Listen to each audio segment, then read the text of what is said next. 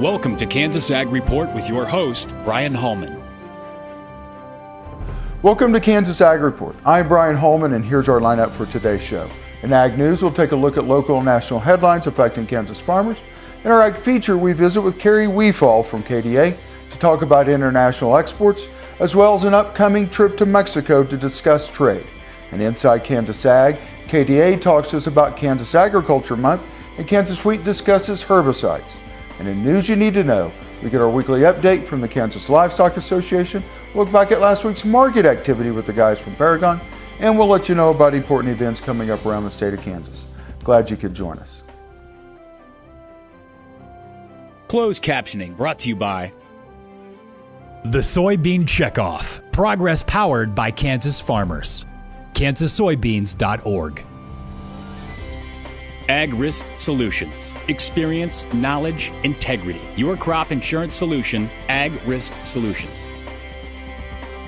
Kansas Wheat Commission. Leaders in the adoption of profitable innovations for wheat. Online at kswheat.com. Kansas Livestock Association. Supporting our members' business interests to meet consumers' demands. KLA.org.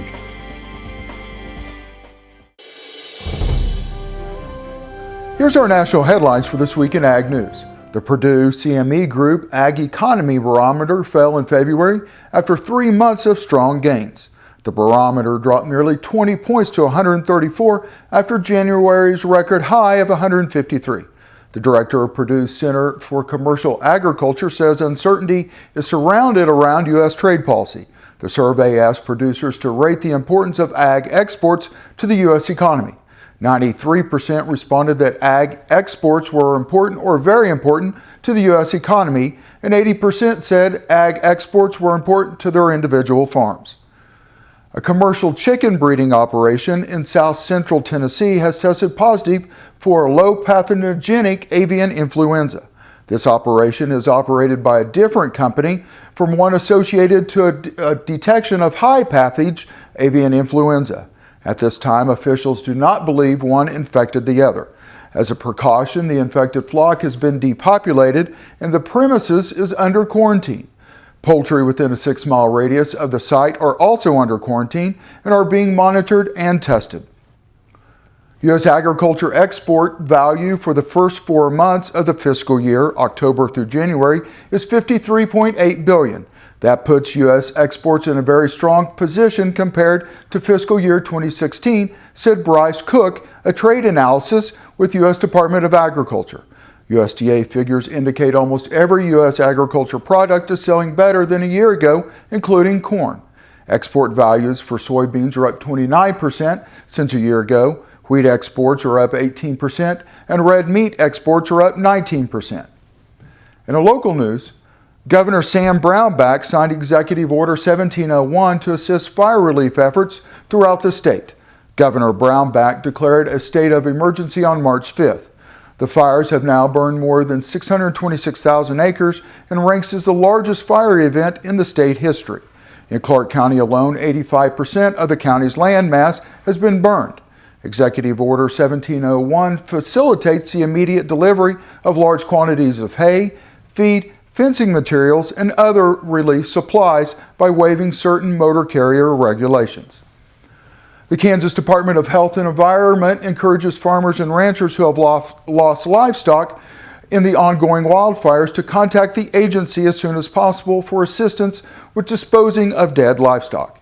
KDHE's Bureau of Waste Management can help farmers and ranchers determine the safest and most effective means of livestock disposal.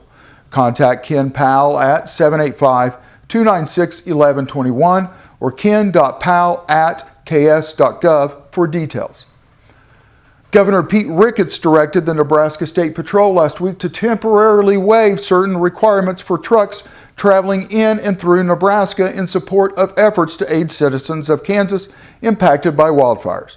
The governor's chief of staff said there is likely to be an increased number of trucks carrying hay and livestock, and this temporary waiver will expedite efforts to provide assistance to victims of wildfires. You're watching Kansas Ag Report. Please stay tuned. This segment brought to you by Kansas Livestock Association, supporting our members' business interests to meet consumers' demands. KLA.org. Oldie Seed Farms, carrying soil-specific seed. Find them on the web at oldieseed.com. That's OHLDE seed.com. Grass and Grain, online or in the mail, keeping Kansas farmers informed for over 60 years. Grassandgrain.com. Kansas Wheat Commission, leaders in the adoption of profitable innovations for wheat. Online at kswheat.com. Imagine having someone help you pick the best corn hybrids for every field on your farm. Your Oldie representative can combine your data with his data to offer a field-by-field prescription. Contact Oldie Seed today at 877-692-4555. This Medford, New Jersey school bus runs on biodiesel, and so do these. In fact, all of these buses run on clean-burning biodiesel, which is great because the more we use biodiesel in our heavy-duty vehicles, the less carbon pollution in our air. Think how great it would be if more of our school buses ran on biodiesel. More biodiesel, less carbon pollution. More is less. Biodiesel, America's advanced biofuel. You need a partner that you can count on to be there for your business.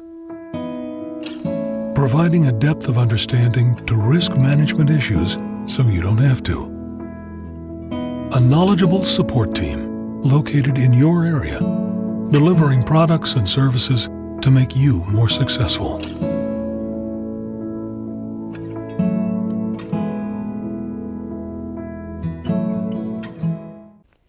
The producer-funded Kansas Wheat Innovation Center was built to get improved varieties into the hands of farmers faster.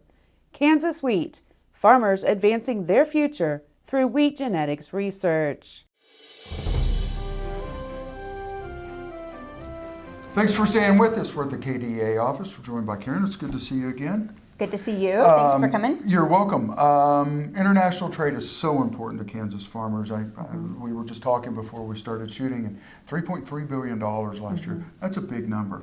It is. It is. When you look at our overall economy and you think $3.3 billion originates from agriculture commodity trade, it's huge. It's huge. And, trade does matter in agriculture because as we look as a country, we export about $150 billion in agriculture commodities across the globe.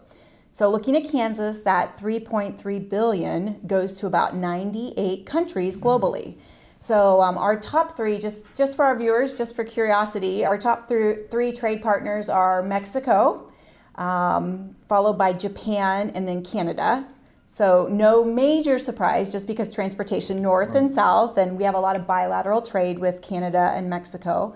But then when we also take a look at the commodity categories, we might not have too much surprise when we look. Our top is our meats and raw materials that are exported out of our state, cereal grains, and oil seeds. So those are our top three categories.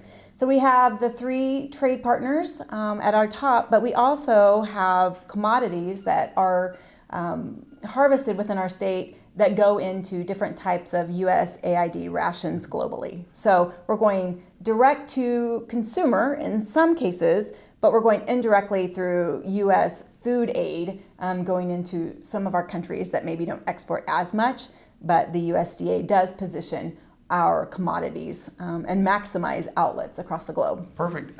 You guys just got back from Russia, but again, we were talking before we started shooting. One of the things that kind of surprised me was cattle genetics. I mean, that is a really big business for the state of Kansas. Yep. The Midwest, we're really lucky. We have a lot of cattle producers in the Midwest that just raise superior livestock and superior genetics. And we've had a long-lasting relationship with Russia in terms of trade. Russia's technically and historically been a very good trade partner through 2014 when President Putin at that time issued some strict trade restrictions on agriculture commodities. And I want to just go back about 4 to 5 years ago.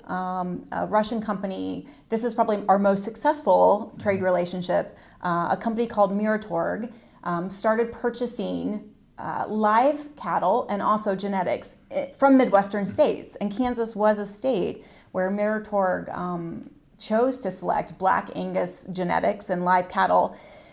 It was the goal of Miratorg to become self-sustainable in Russia. So over the past 5 years, Miratorg has been growing small farms of Angus beef, black label beef cattle, and are now at a point where they have their farms established, and you can experience the Black Angus label in Miratorg stores in Moscow.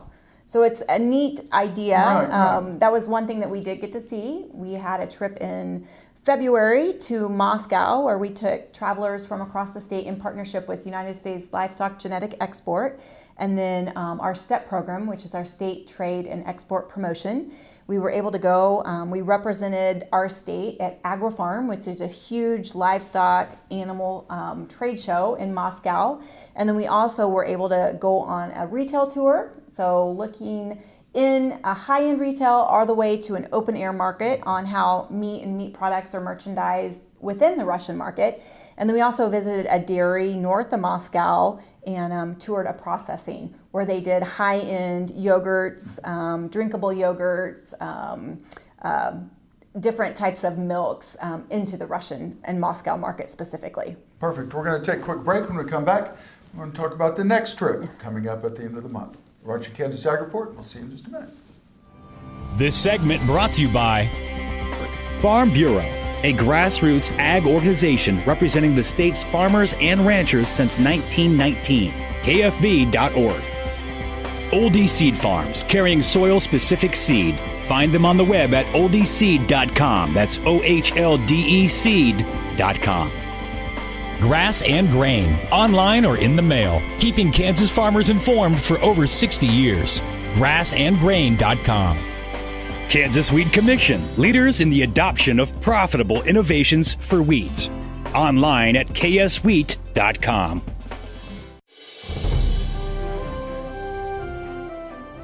Thanks for staying with us. We're at the KDA office over in Manhattan, and we're talking about international trade, and that's what you do here at the state, is you handle international trade for the state of Kansas. And by the time this airs, like you said, by the time this airs, you guys are probably almost into Mexico. Yep. We have a trade mission today, the 24th, that's heading into Mexico.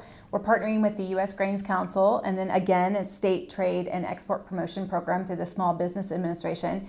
And we're taking producers into Mexico who have an interest in corn and corn byproducts, distillers' grains, and ethanol. One thing that's important to know about Mexico as a country is the fuel system. So the gas pumps that are in the Mexican market are going through deregulation. So now companies can go in, and an ethanol blend is something that's possible going forward. So historically, Mexico has owned all the gas stations, but now that is changing, which is good for us because it opens opportunities for ethanol and ethanol blends to enter the Mexican market for fuel. And there's 17 ethanol plants here in the state of Kansas. Yep. So it's potentially big business for us. Distillers' grains also a very big business for us in the state of Kansas. Yep, absolutely. And just as a reminder, Mexico is such a good trade partner. Last year they were our #1 trade partner, and they imported over $841 million worth of agriculture commodities from our state. Yep. Does that include not only commodities, but tractors and things like that, parts or genetics and all that other stuff? Yep. So this is the agriculture commodities. Okay. The agricultural equipment piece is tracked through manufacturing. Okay. Gotcha. So that's not necessarily tracked as an agriculture commodity. So what are you hoping to get from the Mexico trip? Maintaining trade relationships. Okay. As a state, we really want to be able to tell our partners globally thank you and how much we appreciate their partnerships. The partnerships take years and years and years to develop within trade. And our farmers and ranchers see it this year with a lot of grain on the ground. We don't necessarily have a large number of outlets to absorb the surplus that we have. So when trade negotiations, when trade partnerships are being negotiated, it's important for us to take our producers into countries so they're meeting with those end buyers who are buying our products or making the buying decisions, and let our producers really tell them thank you and how much their purchases and our trade partnerships matter to communities all across our state. And real quick, we've got a trip coming up to Brazil and China. Yep. And go to the KDA website if you would like to attend one of those trips and find all the information you need. You're watching Kansas Ag Report, and we'll see you in just a minute. If you would like to advertise your business on Kansas Ag Report, give us a call, 785-5 580-3287.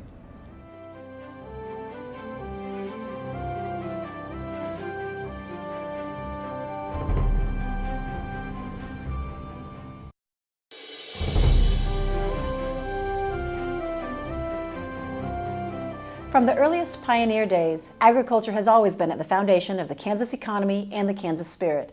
Hi, I'm Heather Lansdowne, Director of Communications at the Kansas Department of Agriculture, and I'm proud to be an advocate for the Kansas agricultural community. In honor of Kansas' largest industry, employer, and economic driver, the month of March has been proclaimed by Governor Sam Brownback as Kansas Agriculture Month. In addition, Tuesday, March 21st has been declared Kansas Agriculture Day.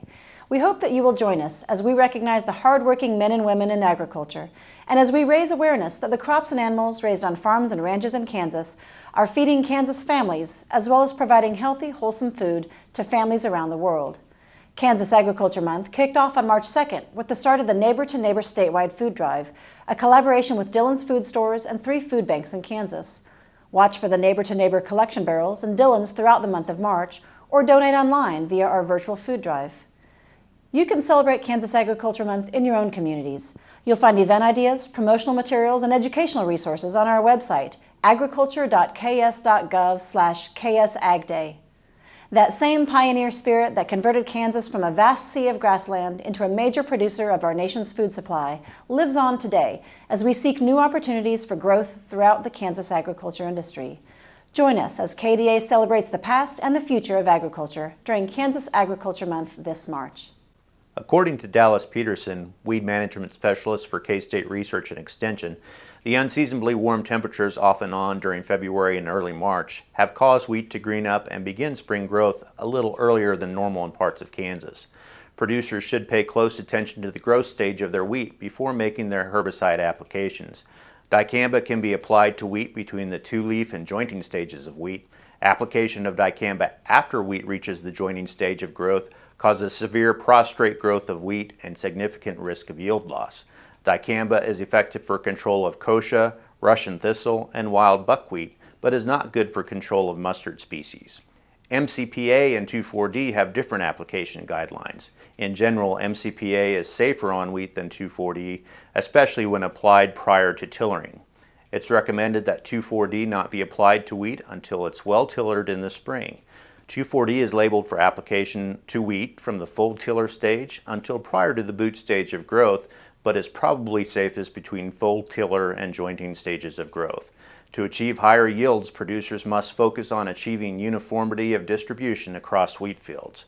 For more information on input applications, check out K-State Research and Extension's Agronomy e-Update for the latest in wheat management recommendations and crop condition updates. This segment brought to you by Farm Bureau, a grassroots ag organization representing the state's farmers and ranchers since 1919. KFB.org. Oldie Seed Farms, carrying soil-specific seed. Find them on the web at oldieseed.com. That's OHLDE seed.com. Grass and Grain, online or in the mail, keeping Kansas farmers informed for over 60 years. grassandgrain.com. Kansas Wheat Commission, leaders in the adoption of profitable innovations for wheat. Online at kswheat.com. Premier Farm and Home has what you need to make your lawn the best in the neighborhood. Hi, I'm Ken. We choose Premier Farm and Home for the professional look that we do ourselves. Feel free to stop in. You can also visit our website at heycow.com. I will take action against herbicide-resistant weeds. I will know my weeds, and I will stop them before they go to seed. I will do whatever it takes to give my crops the upper hand, and I will use multiple herbicide sites of action because every action counts. I will take action, this time for all time. You need a partner that you can count on to be there for your business, providing a depth of understanding to risk management issues so you don't have to. A knowledgeable support team located in your area, delivering products and services to make you more successful.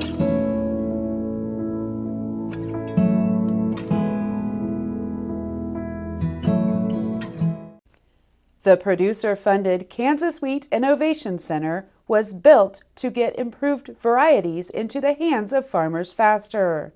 Kansas Wheat, farmers advancing their future through wheat genetics research. Kansas Farm Bureau, the voice of agriculture, represents grassroots agriculture. The state's largest and most powerful farm organization stands up for its members through leadership development, agriculture education, legal defense, environmental advocacy, farm safety, and risk management. Members also enjoy money-saving benefits. To join our organization today or to learn more, go to www.kfb.org or find us on Facebook and Twitter. This Medford, New Jersey school bus runs on biodiesel, and so do these. In fact, all of these buses run on clean-burning biodiesel, which is great because the more we use biodiesel in our heavy-duty vehicles, the less carbon pollution in our air. Think how great it would be if more of our school buses ran on biodiesel. More biodiesel, less carbon pollution. More is less. Biodiesel, America's advanced biofuel. Imagine having someone help you pick the best corn hybrids for every field on your farm. Your Oldie representative can combine your data with his data to offer a field-by-field prescription. Contact Oldie Seed today at 877-692-4555.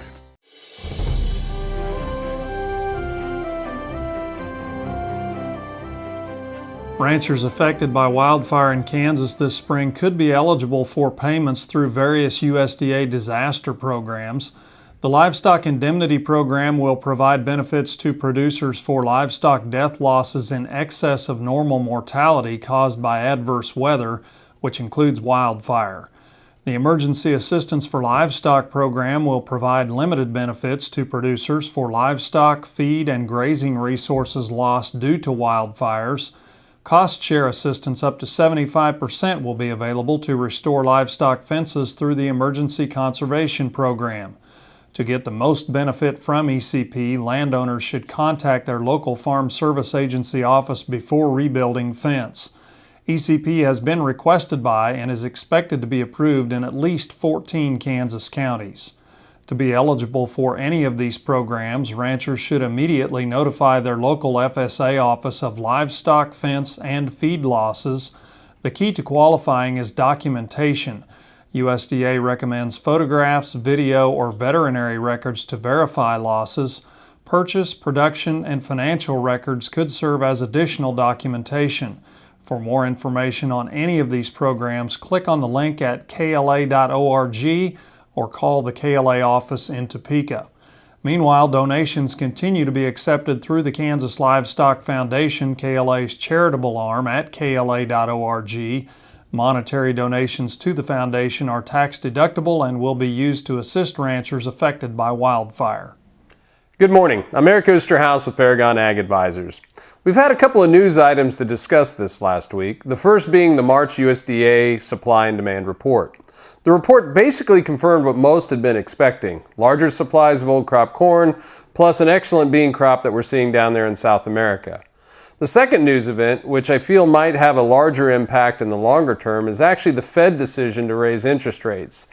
They're predicting 2 further interest rate increases here in 2017 and 3 rate hikes in 2018.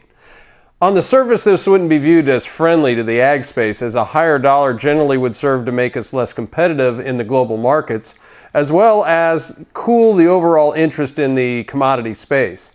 At the moment, these news events seem to be generating more discussion than other more fundamental factors such as acres and weather. We've been watching the drought monitor and have seen a change over the last 90 days. The trend has been to the dry side of the equation, and the drought map is showing this. However, it's early in the growing season and much of this news will likely be discounted, at least for the short time, and would only need a good soaking rain to take away most of the short-term concern. Winter wheat is currently rated 23% poor to very poor, in large part due to these dry conditions. With the least amount of winter wheat acres in over 100 years, any weather uncertainties or headlines might cause more concern than normal. If you have any questions on markets or marketing strategies, call Paragon today at 888-452-8751. Have a productive day.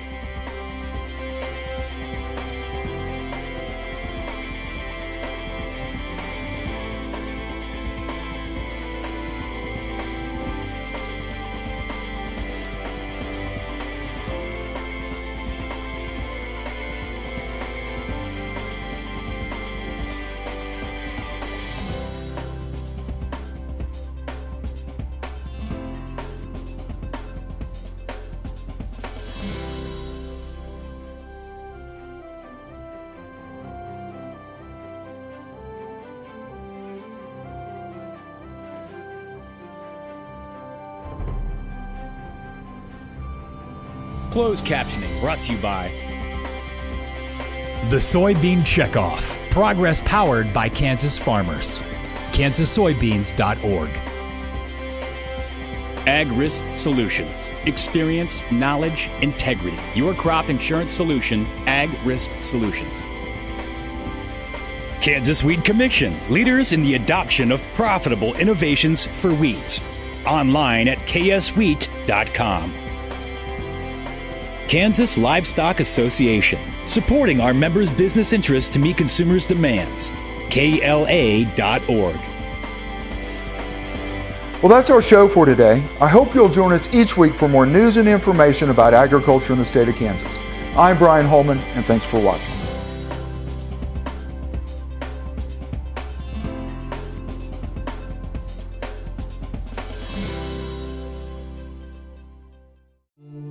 I will take action against herbicide-resistant weeds. I will know my weeds, and I will stop them before they go to seed. I will do whatever it takes to give my crops the upper hand, and I will use multiple herbicide sites of action because every action counts. I will take action, this time for all time.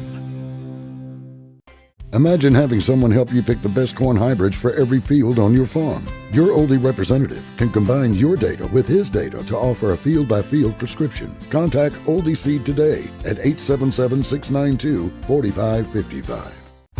Premier Farm and Home has what you need to make your lawn the best in the neighborhood. Hi, I'm Ken. We choose Premier Farm and Home for the professional look that we do ourselves. Feel free to stop in. You can also visit our website at heycow.com. The producer-funded Kansas Wheat Innovation Center was built to get improved varieties into the hands of farmers faster. Kansas Wheat, farmers advancing their future through wheat genetics research.